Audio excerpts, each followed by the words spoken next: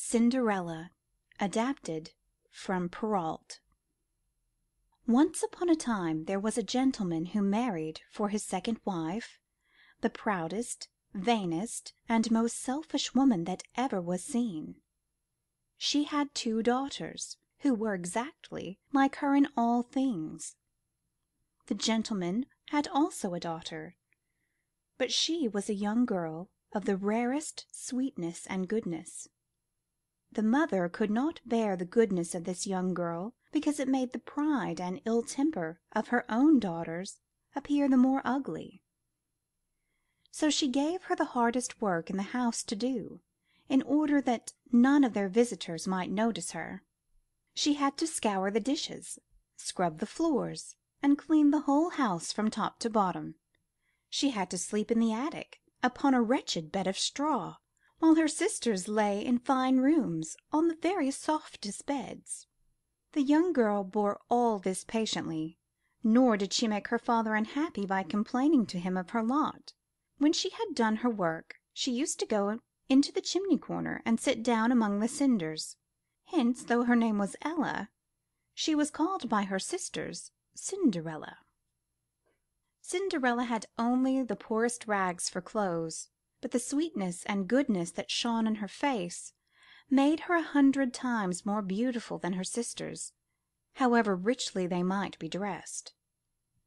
It once happened that the king's son gave a very grand ball, to which all the great people of the kingdom were invited. Our young misses were highly delighted to receive an invitation. At once they began to busy themselves in choosing the gowns, petticoats, and head dresses which they should wear. The poor little Cinderella was not invited.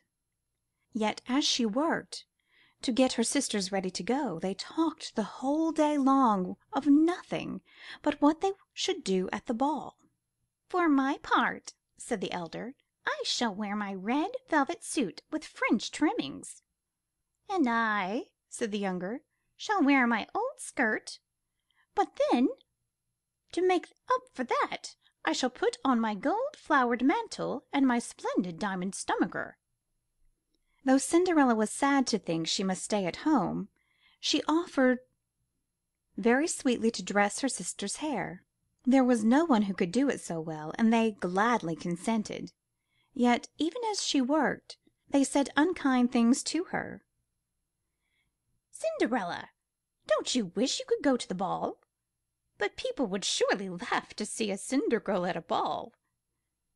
Cinderella made no answer. She went on arranging their hair.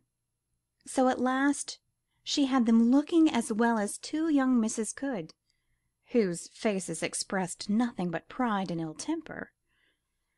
They paraded up and down before the long mirrors in their rooms, and then they got into the family coach and drove away to court. Cinderella looked after them until they were far out of sight. Then she crept into her corner by the chimney and fell softly a-crying. But Cinderella, like all good girls, was watched over by a fairy godmother, and as she sat there in tears, her good fairy appeared before her. "My dear, dear child," said the queer little old lady, "why are you crying?" "I wish I could—" Cinderella could not finish for sobbing. "You wish," said the fairy, "that you could go to the ball? Is not that so?" "Yes, oh yes," answered Cinderella, sighing. "Well," said the fairy, "be but a good girl, and I will see that you go." Then she commanded the dear child to run into the garden and bring her a pumpkin. Cinderella went obediently and gathered the finest she could find, but she hadn't the smallest idea how a pumpkin could help her get to the ball. Her fairy godmother scooped out all the inside, leaving nothing but the rind. Then she struck it with her wand, and behold! the pumpkin became a splendid gilded coach. Next the fairy godmother went to look into the mouse trap, where she found 6 mice. She ordered Cinderella to lift the trap door, and as each mouse ran out, she gave it a tap with her wand. At once the mouse was changed into a horse, till before them stood 6 fine horses of a beautiful mouse-colored grey. Then she had Cinderella bring her the rat trap. In that was a very large rat with splendid whiskers, and she turned him into a coachman. Last of all she said, "Go into the garden, Cinderella, and bring me 6 lizards you will find behind the watering pot." No sooner had Cinderella done as she was commanded, than the lizards became 6 footmen in gold embroidered coats.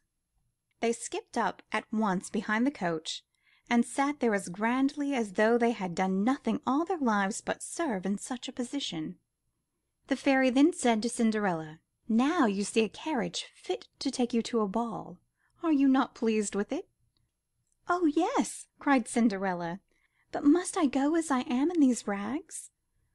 Her godmother simply touched her with her wand, and at the same moment her clothes were turned into cloth of gold and silver, all decked with jewels. Then the fairy gave her a pair of the prettiest glass slippers in the world, and said, as she stepped joyously into the carriage, "This one command only you must obey. Do not on any account stay at the ball after midnight. If you do, your coach will become a pumpkin again, your horses mice, your coachman a rat, your footmen lizards, and your clothes the same rags you wore before." Cinderella promised to obey, and then she drove away. The king's son, being told that a great princess whom nobody knew was come to the ball, ran out to receive her. He gave her his hand as she alighted from the carriage, and led her into the hall where the company was gathered. At once, when she appeared, there fell over all a deep silence. Everyone left off dancing, and the violins ceased to play. On all sides ladies and gentlemen whispered, "How beautiful she is!" The king's son conducted her to the seat of honor, and afterwards led her out to dance. She danced so gracefully that all admired her. She was kind and courteous too, even to her ill-tempered stepsisters, who did not for the moment recognize in this lovely princess their little cinder girl. At last a splendid feast was served, but in the midst of it all Cinderella heard the clock strike the quarter before 12. She rose and said farewell, then she hastened away as fast as she could. When she got back home she found her godmother waiting. Gratefully she thanked the little old lady for what she had done, but as she was telling her all that had happened, the 2 sisters knocked at the door, and the fairy changed Cinderella's brocaded gown to rags again, and disappeared in a twinkling. In her poor old clothes Cinderella opened the door. "If you had been at the ball," said one of her sisters, "you would have seen the finest, most beautiful princess that ever your eyes looked on. She was very kind to us too, and showed us much attention. But a little cinder girl like you could never even dream of such loveliness." Cinderella asked if they knew the name of the princess. "No," the stepsisters answered. "No one knows her name, but the king's son would give all in the world to learn who she is." The next night the prince asked everyone again to a ball, that he might once again see the beautiful princess. Cinderella's 2 sisters went, and when they were gone and the house was still, her godmother came as before and made Cinderella ready. The dress she wore on the second night was even more lovely than the one she had had at first. The king's son welcomed her with beaming eyes, and was always by her side. They danced with the same grace and beauty to the same lovely music, and they feasted as before. But when the clock struck a quarter to 12, Cinderella remembered her godmother's words and went obediently home. The third night the king's son gave still another ball. Once again the 2 sisters went, and after them Cinderella. Not a thing was less fine and splendid, not a person less kind and courteous than on the 2 nights preceding. Indeed, the music was so beautiful, the movements of the dance were such wonders of harmony and grace. The night was so bright, and everything was so full of joy that Cinderella never once thought how time was flying. Suddenly the great clock of the palace began to strike 12. 1, 2, 3, 4. When she heard, Cinderella fled. Nimbly as a deer she ran. 5, 6, 7, 8. She was on the broad steps outside the palace. 9, 10. One little glass slipper fell from her foot, but she dared not stop to pick it up. 11, 12. Her clothes all turned to rags. Her coach disappeared. Mice, lizards, and rats scampered off in the darkness. As fast as she could, Cinderella ran home. All she had left of her finery was one little glass slipper, the mate to the one she had lost. In great dismay the prince ran out from the palace after her. Not a sign of her was anywhere to be seen. The guards at the gate said no splendid princess had passed them. They had seen nobody but a poorly dressed country girl, who ran as if for her life. The prince was very sorrowful, and he had a search made everywhere. But all he could find of the beautiful princess was the one little glass slipper she had dropped. For days and days he searched. Then at last he had his servitors march up and down through the length and breadth of his kingdom, giving notice with sound of trumpet that every lady in the land should try on the little glass slipper. So small it was, he knew that none but the rightful princess could wear it.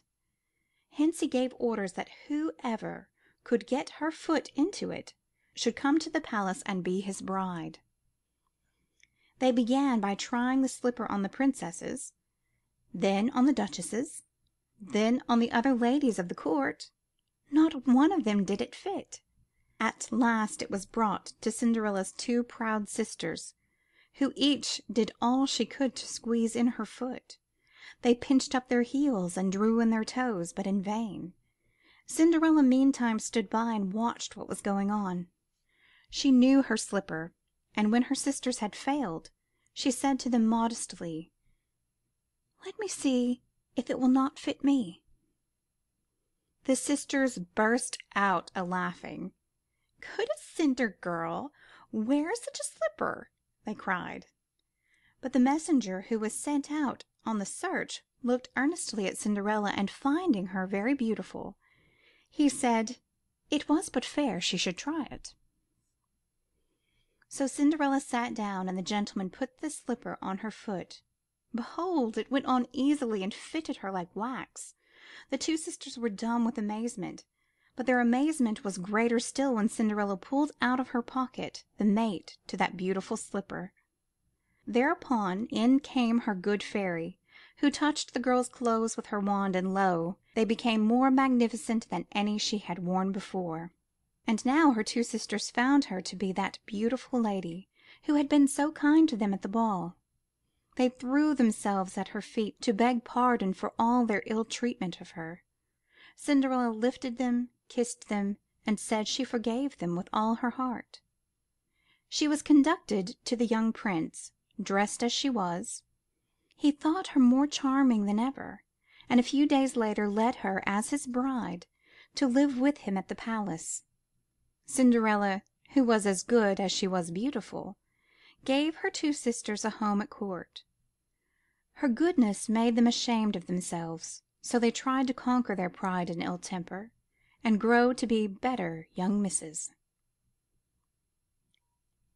End of section 44. Recording by Capricia Page.